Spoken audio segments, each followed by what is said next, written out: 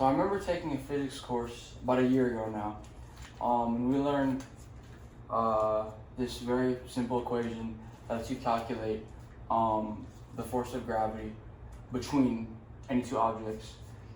And the equation is you just have g is some constant, m1 and m2 are the masses of the two objects, and then r is the distance between them. I remember going home from this lecture, and that night I was, I walk around a lot. And I was walking around, I was thinking about this. Like I was looking up, like at the sky, I guess, and I was just like, am I really having like some sort of effect on these planets and stars that are out there?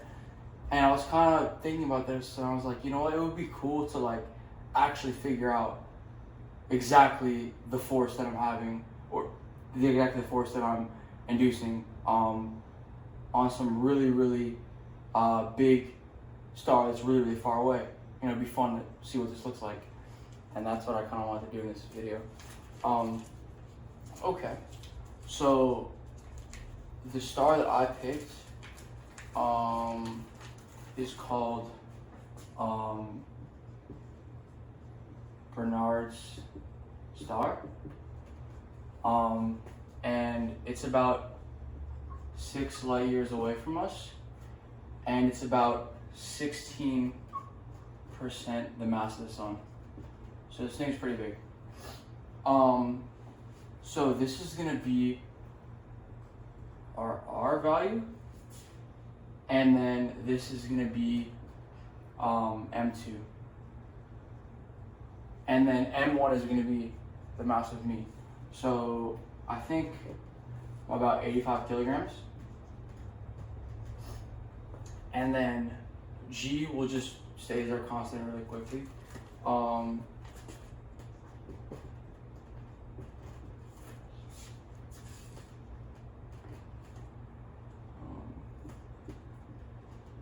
Yeah, this is I should make this approximate, yeah. But and just quick aside, I was also looking into, okay, like how did we discover G? Like surely this was like, if it's some universal constant, like we might need super advanced technology to find this. Like this must have been discovered recently. I was doing some research online, and it turns out that in like, I think it was 1798, Henry Cavendish was able to make an experiment that got us really close to the modern accepted value for G. So I'll probably put something up on the screen. I just thought it was cool. Like I just thought that it was cool that we were able to find such a close value with limited technology super long time ago. But anyways, that's besides the point. Moving on to this. So what we want to do is we need to get everything in SI units. So we need our distance to be in meters and our mass to be in kilograms. So okay, let's just do that. So okay, so the mass of the sun is going to be about 2 times 10 to the 30 kilograms. So 16% of this is going to be 0.16 times 2 times 10 to the 30th, and that's going to be 0.32 times 10 to the 30th. And then just to make this a little nicer number, we'll move the decimal over, and we'll say this is like that. Okay. So now we want to, we found M2, and now we want to convert R to SI units. Okay. So we have that 1 light year is approximately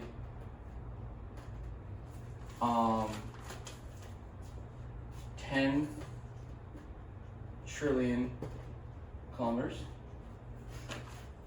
and we know that we can write 1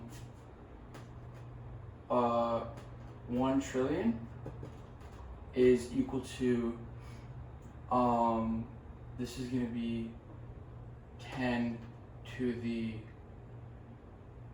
so a million A million is 10 to the 6th. A billion is 10 to the 9th. Okay. Forgot. 10 to the 12th. So, a trillion is going to be 10 to the 12th. And then if it's 10 trillion, it's going to be 10 times this number. So this is going to be 10 to the 13. And then if there's 1,000 meters in 1 kilometer, then we just do times 10 to the 3 meters. And then this is going to be 10 to the 15 meters. Okay. And we have 6 of them, so 6 light years. That means we're going to have 6 times 10 to the 15 meters. Okay. So now I'm just going to write all this on the side here. So we have M2 is equal to 3.2 times 10 to the 29 kg. And then R is going to be 6 times 10 to the 15 meters. Okay. And then I'm going to erase all this. And I'm realizing now I made a little mistake. So because this is an attractive force, we need a minus sign. And so I just forgot that there should be a minus here. So a little minus like that. Okay. So now let's just solve this. So we have minus 7 times 10 to the minus 11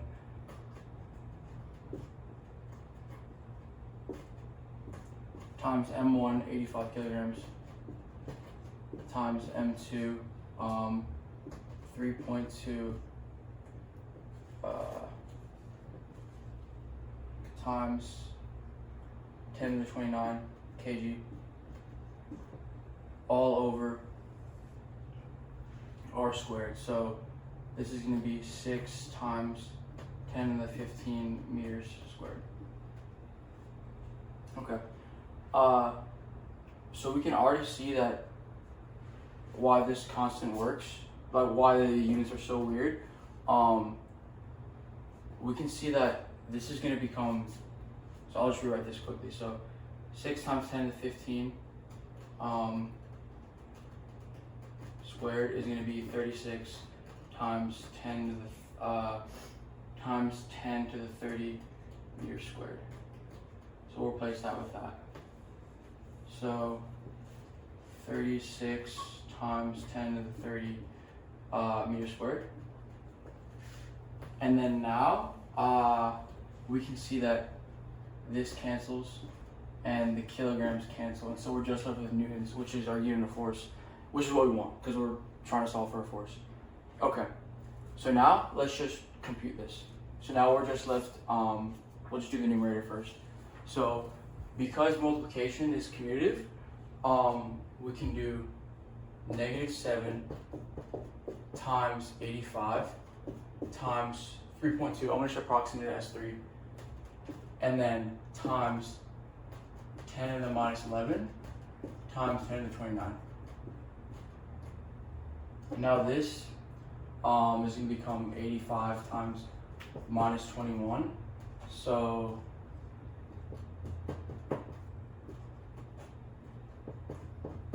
minus 1785. So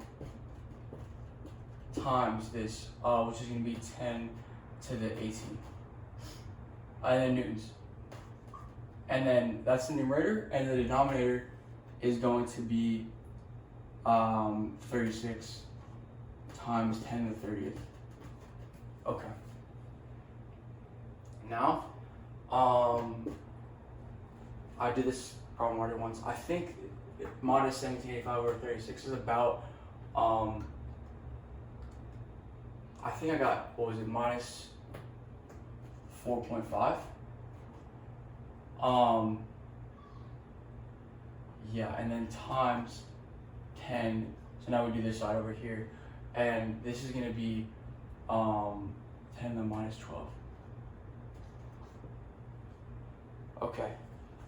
So this is our answer. And yeah, so this is obviously with lots of liberties taken with approximations and rounding. This is the approximate force that I'm inducing on this star that's 6 light years away and really, really big. I don't know, it's cool. It's not zero. Like, I'm having some effect on the star. So yeah, I would say if you want to have some fun with this, pick a different star, put it in your math, and just figure it out. But yeah, hopefully this was interesting.